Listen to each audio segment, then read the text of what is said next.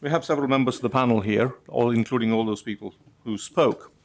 What I would like to do is to spend a couple of minutes for the panelists to just introduce themselves so you know who to direct your question to. Could I start with Marcus Parmickle, please? Yeah, I'm Marcus Parmickle from the Department of Pharmacology at the Paracelsus Medical University in Salzburg, Austria. I have a question for Federico and for Michael. Marcus, can we start introductions first, Sure, and then we'll sorry. the question come. Thank you. Next, please. Eva Schillberglund, I'm a senior PK assessor at the Medical Products Agency in Sweden. I'm Stefan Evers. I'm a biomarker and experimental medicine leader in early oncology development at Hoffmann La Roche in Switzerland, in Schlieren. I'm Chen Feng Xu. I'm actually from GSK, working on the pharmacogenomic areas across the board. Okay, thank you. Professor Novelli has pleaded inability to attend and be a panelist today, but we do have others who will probably fill in most of the gap that we would have encountered. Okay, we have a set of questions for the panelists, which are on the slides. And at first, I think Marcus had a question for someone. For Federico, right? Yep. Okay, you start off there, and then we'll come back to those questions afterwards. Perfect, thanks. Federico, you really pointed, the problem right there, and I guess a lot boils down to the classification problem, really to group the different groups, and that's also the similarity, as you pointed out, for rare disease and personalized medicine. Now, I got a little bit confused by the last table that you showed us, where I guess you tried to convince us that the strategy in treating Gaucher, Duchenne, and CFTR are similar. Now, I guess in those cases where a mutation clearly shows that an enzyme function is disrupted, there the substitution obviously is a way to go. And I guess no matter what kind of mutations you have, a substitution will always help. Now, in the case of ivacaftor, that's a potentiator, so you need some kind of basic function of the ion channel in order to be potentiated. And I guess there the classification is really important, because you can't expect that the drug is really doing any good if the channel can't be opened, so to say. So I guess the grouping into residual and into minimal function is somehow important there, because it guides us where there might be a positive effect, giving that drug, and to see if patients can actually be helped. So I had a feeling from another table that you showed us that the definition between residual and minimal is more derived from how the drug acts on the groups and less on what really the underlying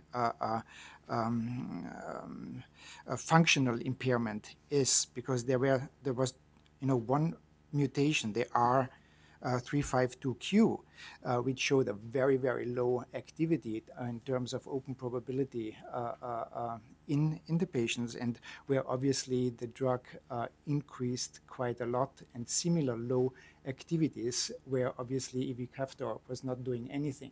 So I guess if you could a little bit elaborate on this grouping, because I guess this is a real important problem, and I guess people get confused, if we mix enzyme defects with this kind of problems that we have here with these ion channels.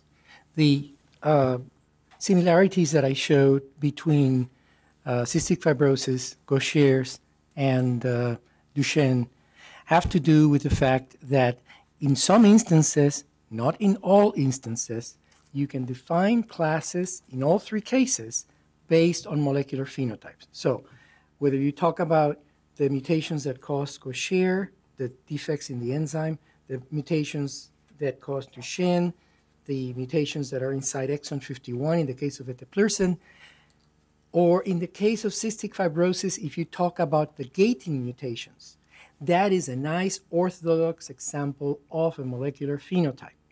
Then I went further and I said, in the case of cystic fibrosis, there may be other classifications that are just as important, those that would be based on clinical phenotype.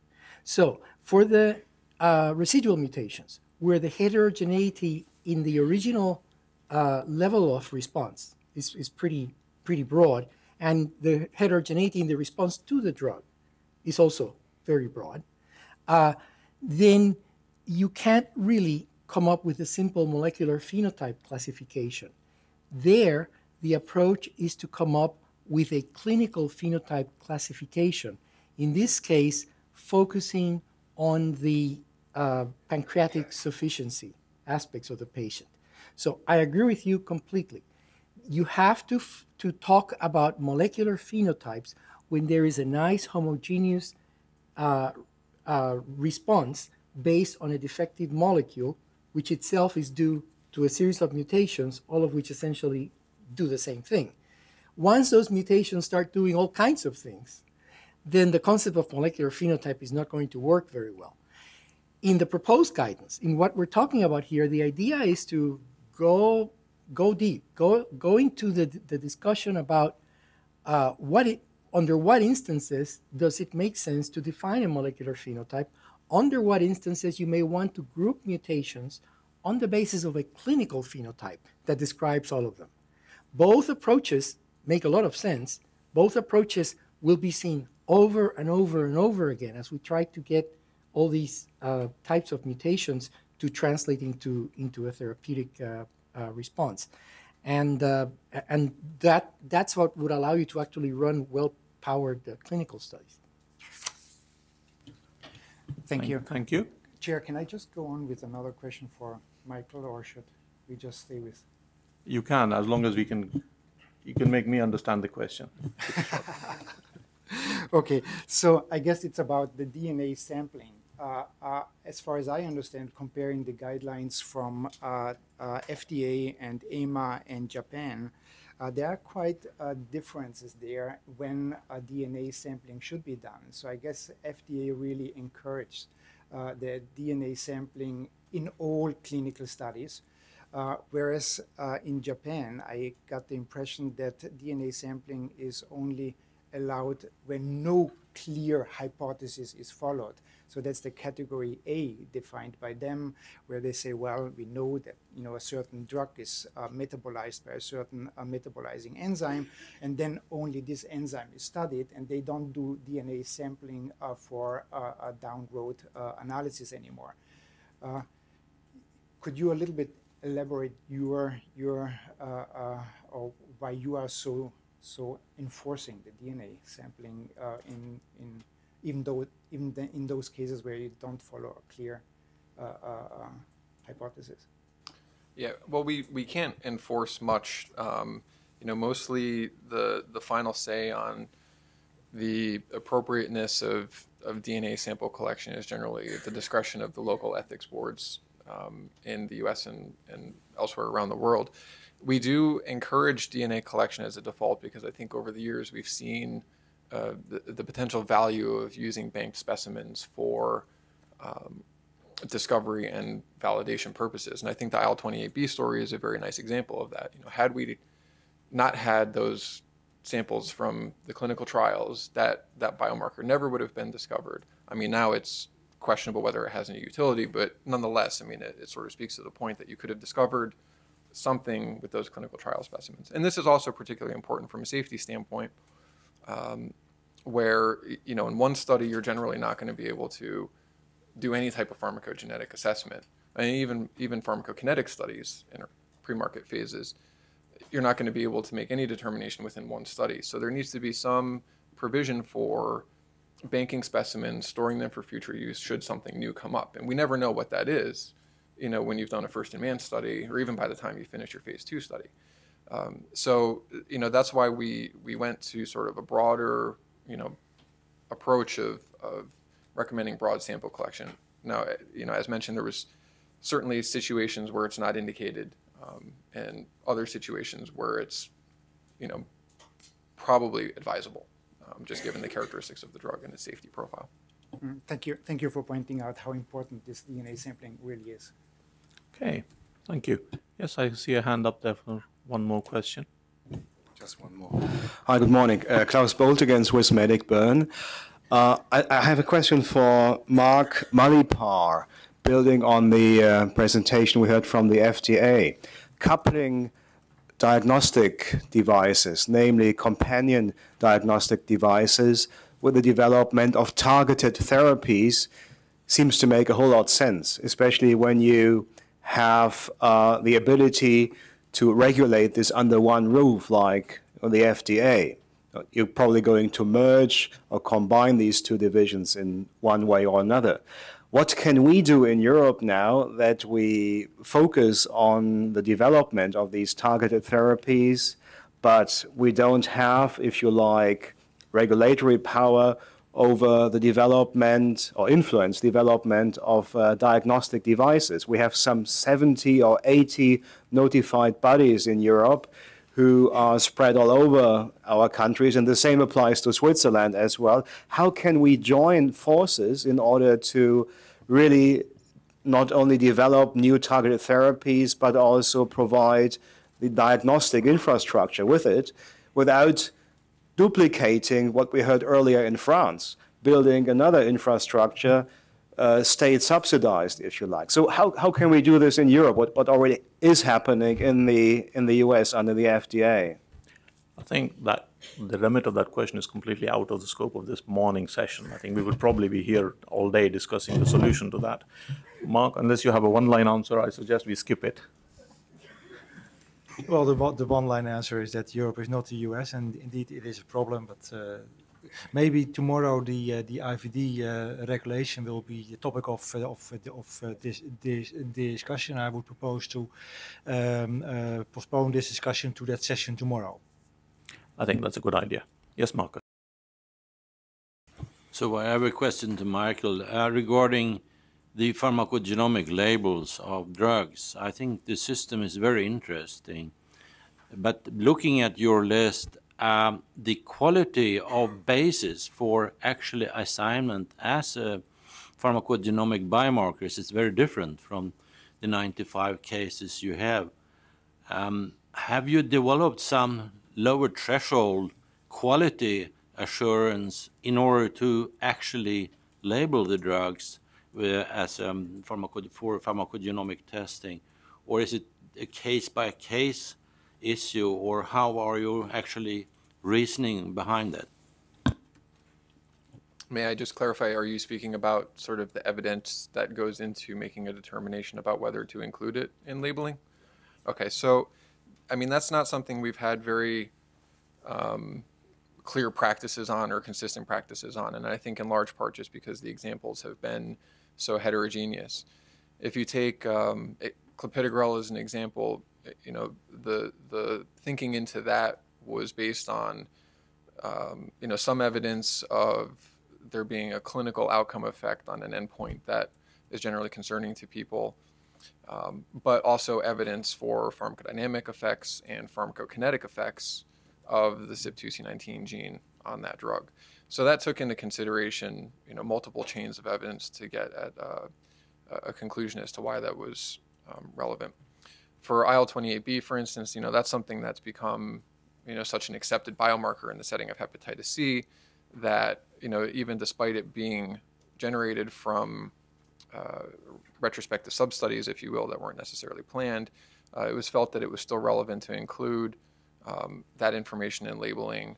There are some prescribers in the US that do test it and are either warehousing patients or referring them to clinical trials, potentially on the basis of that result. So it was included in the two new approved agents for hepatitis C, as well as the PEG-Intron innovator labeling. You know, so there are differences. Sometimes it's purely pharmacokinetic, sometimes, and it's not necessarily always prescriptive labeling either. I mean, many of those examples are informative, if you will, but don't necessarily say you have to test in order to receive the medication. So that may have a whole different set of evidence for it. Do you have a system to revalidate all these labels continuously with respect to novel information? Yeah, they're continually reviewed and evaluated as new information emerges. And part of the time, that's how it gets in there. I mean, clearly, taking something out of labeling is a different story, but we've taken recommendations for, well, I'll leave it at that. Yes, it's continually evaluated. Thank you very much. With a separate question, maybe a little bit related to Magnus' question. So I have a question to Michael, and so if you have an urge from the regulatory agency to implement genotyping in the label, for example, due to safety concerns, like if you would have genotyping based on CYP enzymes or something like that, are you refrained by the fact that you need to have a test on the market, or can you put a requirement in the labeling, although there's no test at that moment? So are we speaking about the pre-market setting or the post-marketing setting? Because they may have different... Yeah, in the post-marketing setting. In the post-marketing setting, well, the companion diagnostics guidance states that where there's a situation where it's a serious and life-threatening condition or outcome, that labeling can be performed absent a FDA-cleared or approved test. That doesn't necessarily mean that if no tests exist, we would do it.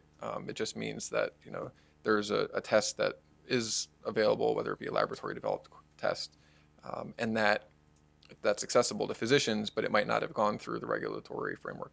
There would be some effort to sort of bring a test into that clearance approval process, were there to be some prescriptive labeling that fits the bill of a companion diagnostic. Thank you, Michael. I think we have I suggest we move on to this set of questions which have been proposed, which seemed quite interesting to me. What I see is it's a fair number of difficult questions for the regulators to answer. If we were to start with the first one, let's take the general view of the panelists as to what they think. Do we need a draft guidance on best practices? Let's start from the other end. My industry colleagues, please. Do you like a draft best practice guidance, or are you already there? I think that would be actually, I'm from GSK, I think that would be useful, and I think the discussion and the presentation was actually very enlightening. But the challenging is what I heard today is also looking through the literature, is really what we need to also bear in mind, even in the case of rare disease. Sometimes it is monogenic, very often they are not. So in the situation of developing a drug, in the cases of if it's not a specific caused by mutation in a particular gene, the classification perhaps needs to be broader than what we actually discussed today based on a single gene there. And also the other comment I was thinking that the guidance would be useful in terms of either in terms of the burden of evidence or in terms of clinical trial design, where we're actually thinking about the genomic marker, how do we compare with other non-genomic markers? Are we actually treating that very differently to other clinical markers, which we already know? And or should we actually thinking about it in a similar way and incorporate them together? So that perhaps, and I think in the discussion early today was we're thinking about combine in vitro data and genomic data together, but I think it could be broader than just in vitro data. There are many other factors we should really think about that, and I think that would be useful. Yes, I would agree that this would really be a very, very useful guidance. And I'd come back to one point.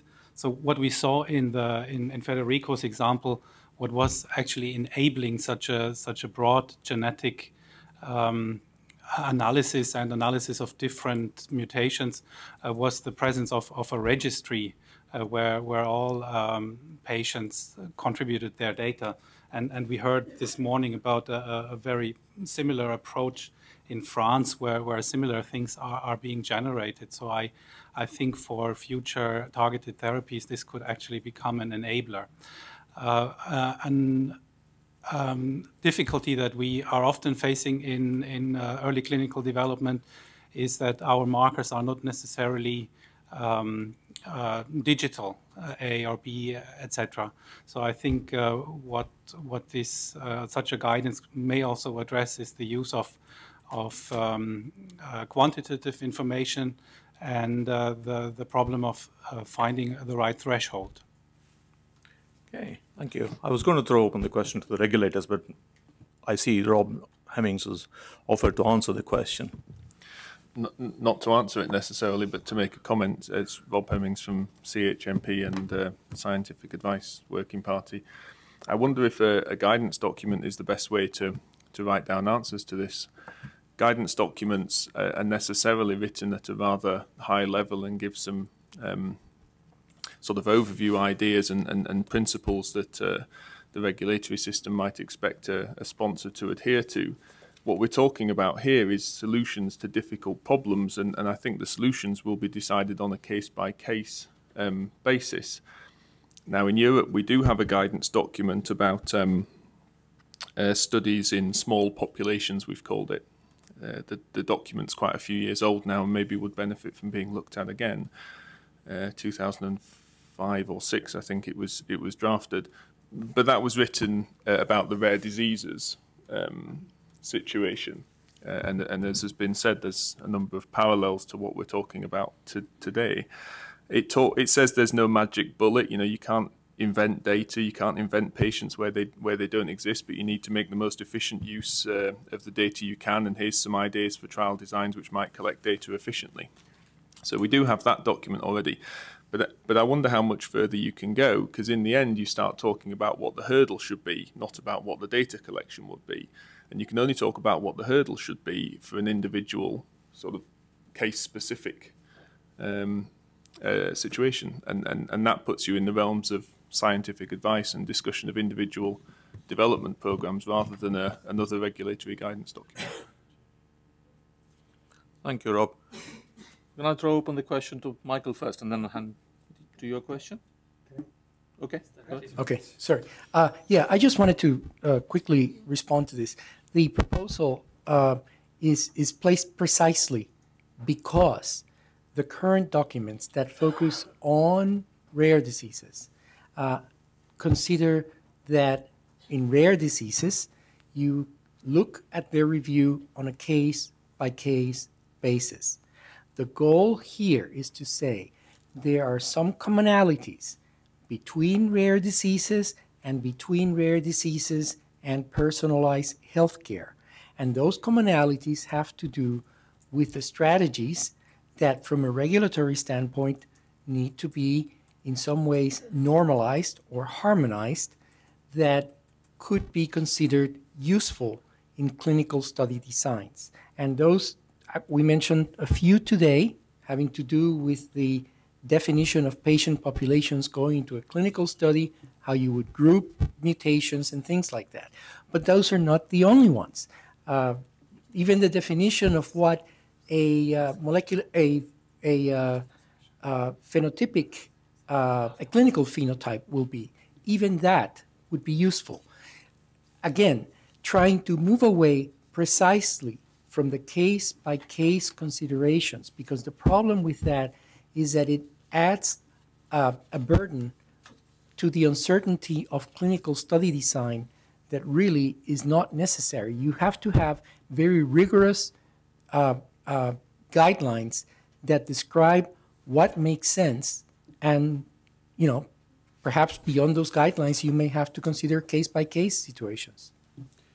Okay, Michael, do you have a quick answer to the question? Yeah, I mean, I would just echo some of the comments from CHMP, and I think there's a lot of challenges, but that doesn't necessarily replace data and evidence that's sort of necessary to support approval of a drug.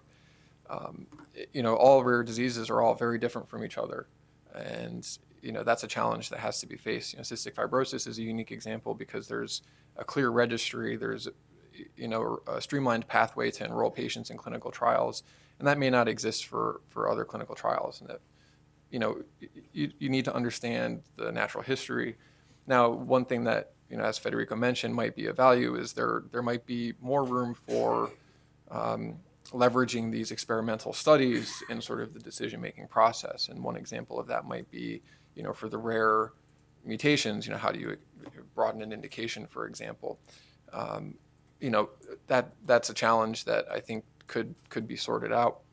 There are also things that we must consider that are unique to each program. And one contrast between Gaucher's and cystic fibrosis is, the drug for Gaucher's is enzyme replacement, and that shouldn't depend on the mutation that the patient has. Whereas on the other hand, for targeted therapies, which we don't really have a lot of experience at this point, except for the 3 recent drug approvals, those are defined. Those are targeting the mutated molecules or the DNA, and it's a different challenge that we haven't quite faced yet in terms of extending the results to broader populations. Okay. Given that what you've said, can I move on, combine this with the next question as to are the reviews any different for... Sorry, do you mind if I make a comment on this one? From the orphan section of DMA. If I make a comment on the first question? Yes, go on. Yeah, because I would like, for the people who don't work every day on orphan medicines, also to make clear the difference between rare diseases and personalized healthcare in the way that there can be overlap, at least in terms of small populations. So when we talk about designs of clinical trials for small populations, because the first important criteria for a disease to be qualified as a rare disease and for orphan medicines is that the prevalence is below 5 in 10,000 people in the EU. So the overlap is about the prevalence when the population when the prevalence of the population target of personalized healthcare is very small, and the overlap can also be in those cases where pharmacogenomics can be applied to a rare disease per se, even though the definition of a patient population going into a clinical study is not part of what is considered for an orphan designation, because it's a whole condition, so a real rare disease that can be cystic fibrosis that is considered, so not the subpopulation, which also excludes population which are purely based on genomics, which are population belonging to common diseases that are either outside the threshold of rare diseases or which do not qualify as conditions, so do not qualify with a specific phenotype. It was just to clarify this, because there's been said a lot of things about overlap, which can be in some cases, but that's not, I mean, it's not always. Okay, thank you very much for that clarification. Yes. My suggestion here is move on to the next question, in which hopefully you would be able to address part of the thing, is that are the regulatory reviews for regulatory submissions in novel therapies or rare diseases different from those for novel therapies in personalized healthcare? I'll throw it open to the regulators who are in the room. Let's start with Michael first, and then I hope Rob will be able to comment. Sure, and I certainly invite Steven Spielberg from the Office of the Commissioner of the FDA also to comment if there's anything. I think differences in terms of the regulatory submissions, we have similar expectations for orphan products as we do in terms of establishing safety and efficacy as we do for any product that comes in. There may be a willingness to sort of accept different novel trial designs, for instance, rather than sort of your typical placebo-controlled trial. But generally, the standards are going to be the same. We have to ensure that a safe product is coming to market. In terms of differences from personalized healthcare, I mean, I think many of the considerations are very much the same. When we're talking about companion diagnostics and co-development of a drug and a diagnostic, we often have questions about at the phase 3 junction about whether or not you're going to enroll patients who don't have the genetic biomarker of interest. So there's inferences being made about unstudied populations, marker negative populations, rare mutations. So I think that there's quite a bit that's shared just from a conceptual standpoint in terms of conducting confirmatory trials. Okay, thank you. Yes, please. Steve Spielberg from FDA. I think one of the things that's going to be driving all of us to rethink a lot of these issues, and why I think the issue of rare disease and personalized medicine, in fact, is coming closer together, We began in medicine lumping things together. Not long ago, we had dropsy, and then it was divided to edema due to cardiac and renal and hepatic and metabolic causes. And we really are going through a time where, in all likelihood, in the next 10 years, we are going to redefine disease altogether. The National Academy of Sciences discussion on precision medicine, which came out last November, is actually a very thoughtful document on the entire change in nosology of disease. And we're going to be looking at things classified based on specific etiologies and going after those etiologies as targets of our intervention. So the analogy between personalized medicine and rare disease indeed gets closer and closer and closer together. When I started, my wife is a pediatrician, we had acute lymphocytic leukemia. Now we have probably 30 different diseases lumped under that with different approaches, different outcomes, and different targeting.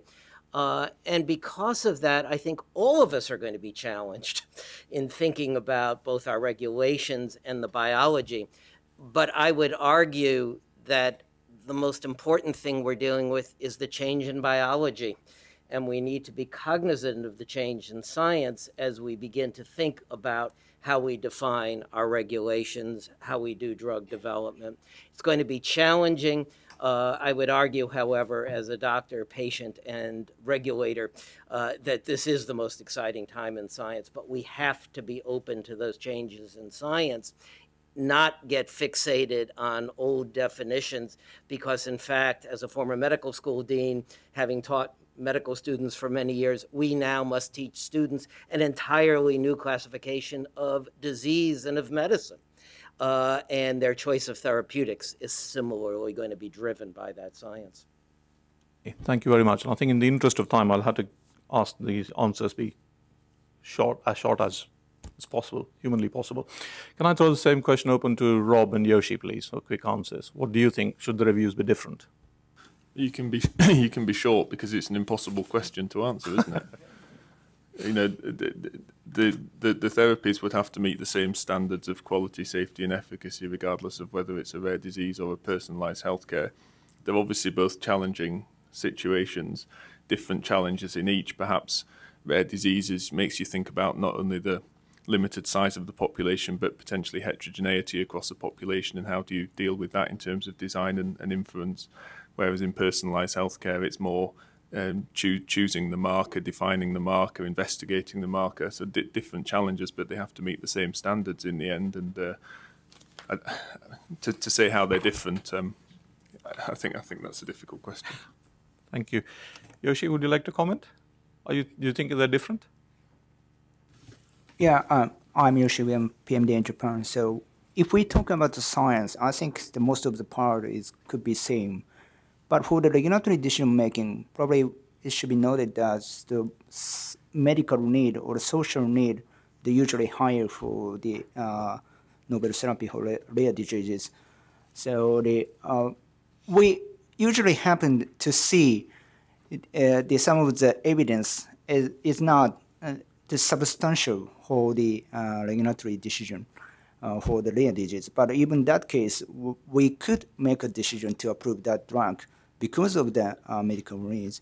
And in case of the novel therapy and personal health care, it's depending on the clinical meaningfulness of the biomarker, how we could get the benefit if we classify the patient based on such biomarkers.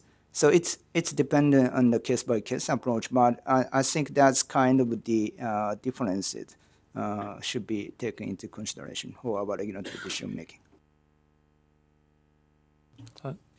Thank you. Marco Passanen, please, just a short comment, if you may. Yeah, really short. I totally agree with Rob's view, but the other issue which we have noticed here I'm Marco Passanen from the University of Eastern Finland, Safety Working Party and Scientific Advice and Pharmacogenetics member. So I have followed these advices quite a long time, and if we are speaking about rare disease and orphan destinations, then the most distinctive difference between these two let's say, indications are how much emphasis do we have in vitro and non-clinical data. And here, rare and orphan destination, these toolboxes are much more important when we are making decisions, and the probes which are used in non-clinical in vitro or in vivo studies, if we have models available, they will have a lot of input in these safety and efficacy aspects. Nothing, they are not competitive in the procedures, but there we will look more thoroughly at these aspects. Okay, thank you very much. Right, okay, I've got two people to make comments, and that's the end of it. I think I'll have to close the session because we are already nearly half an hour short of time. Bruno first, and then Marissa, please. Thank you. One way in which these two situations do differ is the fact that the personalized medicine is often defined by the response. So you have good responders, medium responders, and poor responders. Whereas the rare disease are defined a priori. So I would like to come back and reinforce what Michael has said, that the need to get data across the situation. So for personalized medicine, so also in the non-responders or in the poor responders, even if you do focus your product on the good responder, is sometimes important. So but it's not the case in rare diseases, because you have a priori definition. You don't need to know what happens beyond that kind of disease. So I think the blurring borders of the personalized medicine, which actually will become even more acute when you talk about N of 1, when each of us will be our own control, if you think of personalized vaccines, for instance, this will be, I think, more difficult than dealing with rare diseases. You will need this across responders comparisons. Thank you. Marissa, please. Very quickly, I would like to see the things from a different angle, because it's not true that the evaluation of the orphans and targeted therapies are the same. It's not true. And the major difference on regulatory stance is that for orphan medicines, in order to keep the benefits and the incentives and the reward for discovering an orphan drug, you have to prove significant benefit. And there are many qualifiers around the concept of significant benefit. And therefore, there is a really substantial difference. Because at the end of the day, putting that on the same stance, quality, safety, and efficacy, and putting on the stance information provided, then you have an extra element there which ensures that the innovation in orphan diseases is rewarded with market exclusivity and many other things. So I just want to say that, yes, it's true that the fundamental criteria are the same, but it's not true that the regulatory review and the consequences of the regulatory review are the same. Just to be provocative.